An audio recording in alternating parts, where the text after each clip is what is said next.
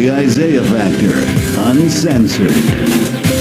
Welcome and thank you for joining us for the second half hour, The Factor Uncensored. The fate of President Trump's so-called big, beautiful bill is now in the hands of the U.S. House. Some House Republicans aren't happy with the Senate's deeper cuts to Medicaid and SNAP programs.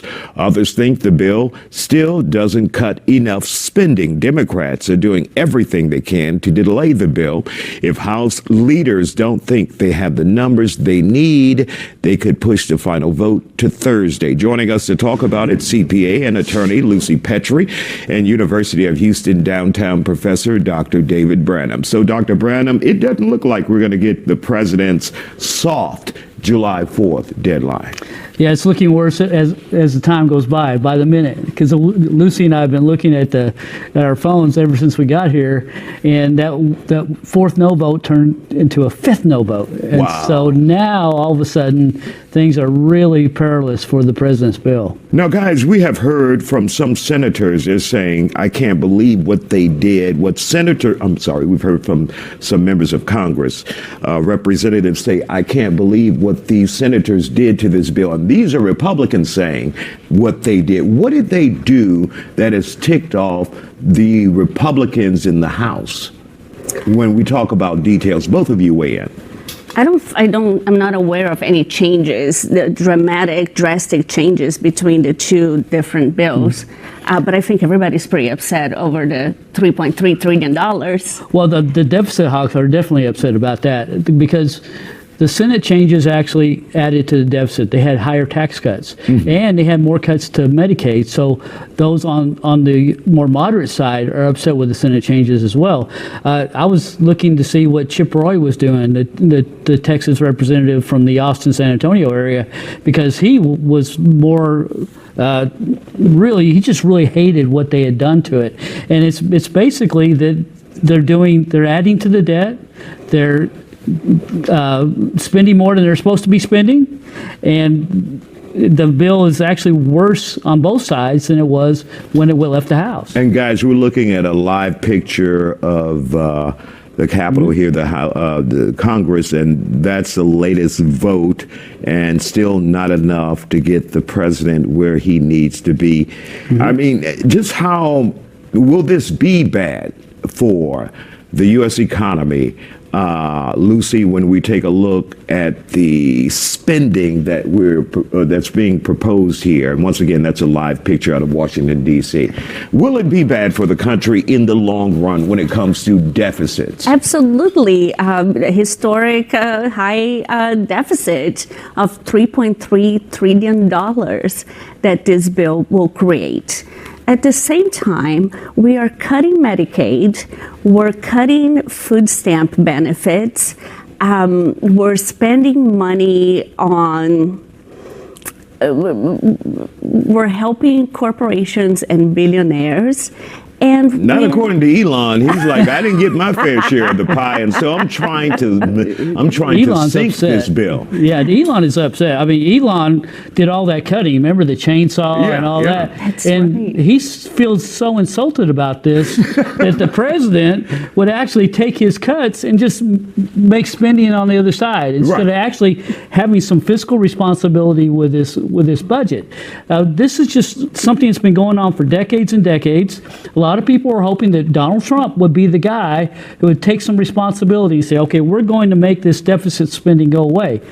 Obviously not. This bill is a deficit spender, just like all the other ones before it. So this fiscal responsibility, Elon is just very upset because he feels like that he's just been stabbed in the back with all the cuts that he made. But also this bill takes away a lot of the electric vehicle benefits that he could potentially benefit from. That's true. I mean, Elon gets these wonderful federal government contracts. So he's actually benefiting a lot from all this deficit spending that he's talking about. So, I mean, there's a lot to criticize here.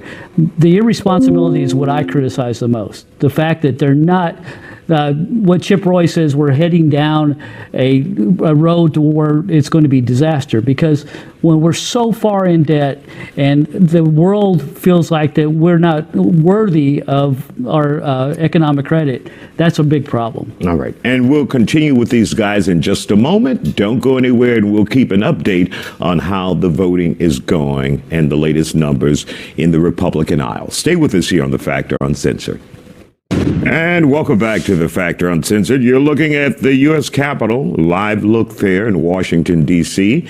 And of course, President Trump is still trying to muster up the votes for his big, beautiful bill. And Dr. Branham, if you can see what the latest count is there. I can see it, I'm yes. here and I can't even see it with my eyeglasses. So what is it looking like, Dr. Branham? We have 5 Republican nay votes, and they cannot have more than 3 Republican nay votes. So they're going to have to somehow to overturn 2 Republican votes in order to get this. Right now, there's 220 Republicans in the House. There's 212 Democrats. So if you had 4 nays, then it would be 216, and then it wouldn't pass. Right now you have 5 nays. Mm-hmm. So it's actually 215, 217 in the no vote category. So unless they can turn over a couple of Republicans who voted no, this is going to go back to the drawing board, so to speak. Well, this legislation promises tax cuts. So who will benefit if we get these tax cuts and if this becomes law? Look, there are a lot of benefits to corporations, but if we did not have this legislation, we would see an increase in tax brackets because of the expiring tax cuts from 2017. Mm-hmm. The Tax Cuts and Jobs Act was due to expire this year, and without legislation, we would see a potential increase in taxes for everybody because of the way the tax brackets work. And there's some new features that people are excited about, especially in the service industry, when we talk about no tax on tips. And this is one thing I've been trying to get clear, because someone asked me about it when they say no tax on overtime. Is that overtime for everyone or just people in the service industry? I want to make that clear. Okay, so overtime is for everybody and is only up to $12,500 of overtime. Now, a year? A year. Okay, got it. Yeah. Got the it. tips are only for those who traditionally receive tips. So, David, you and I, we would not benefit from that. No. The kids give you tips at UHD. Here's a tip, Doctor. Oh, yeah. Here's a 20, a hot So 20 for you. Get a better haircut. We can't start charging tips all of a sudden, and it's like, here's my fees, it's $1 and then $500 in tips. That won't work. So it has to be a work that traditionally receives tips.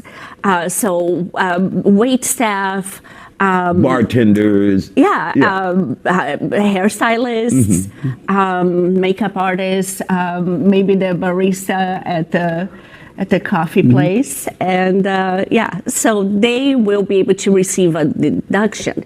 Now, here's the thing: here's misconception that it will be tax-free. It is not completely tax-free. You still have to pay Social Security and Medicare on it. Mm-hmm. So that's still going to come out. That's still going to come out. The federal government share. And Exactly. I mean, Social Security and Medicare, that's still the federal government. But still, Well, yes. they're just going to, instead of 3 pots, they're going to take only 2 pots and leave you with 1. Yes, yes. All right.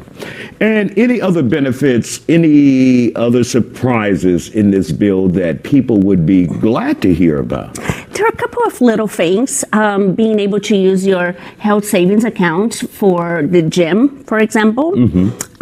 A little bit of an increase in the child tax credit for those who have children under the age of 17. The SALT, the state and local tax deduction, that's our ability to deduct the property taxes that we paid. Right now, it is capped at $10,000, so we cannot take more than $10,000, even if you pay more. That is supposed to set to increase to $40,000, which would be nice. Dr. Branham, when we talk about the House, what's different than the Senate? Because we had senators who were Republicans saying, look, this is horrible, but I'm going to vote anyway for it.